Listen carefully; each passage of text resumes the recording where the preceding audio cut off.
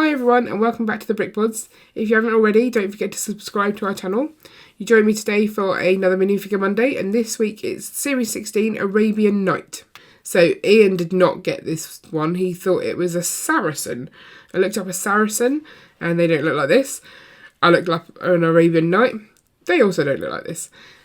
Saracens and Arabian Knights look quite similar, so I can kind of see, well, I guess I can see where Ian was coming from, but actually he didn't get one that looked like this, so maybe I can't. So I did give him a clue for this, and that involved me singing part of like the Aladdin soundtrack at him, just so he could work it out. I won't do that for you now, but that's the kind of stuff we like to do in our spare time, is just give each other clues to things. Telling each other straight, not as much fun.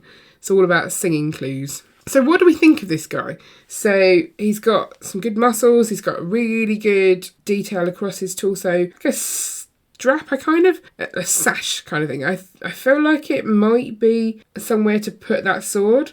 Ian reckons that he wouldn't be able to like put that away. It's too big, it's taller than he is.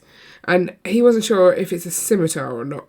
I figured it would go down his back and like stick out over the top of his head, and then maybe if he really wanted to stab someone, which is not quite the right way, because I feel like this is the sharp part of the blade. I don't know why, that's the bit that I think is sharp.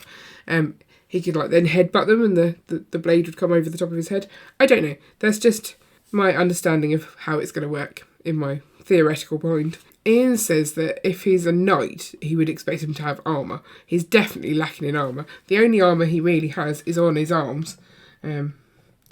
He's got these two little gold bangles, which I don't think is really armour at all. So he's a bit vulnerable. So Ian likes the minifig, but he's not keen on the name of it.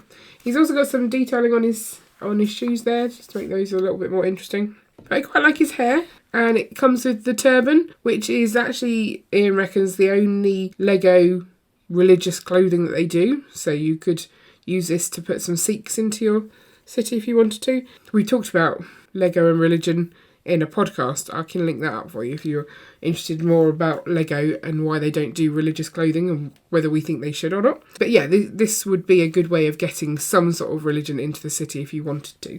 He doesn't have an alternative face at all, so I'm not entirely sure where he would go in our city. I think if he's walking along the street, he's a bit menacing looking. I think people would be a little scared of him.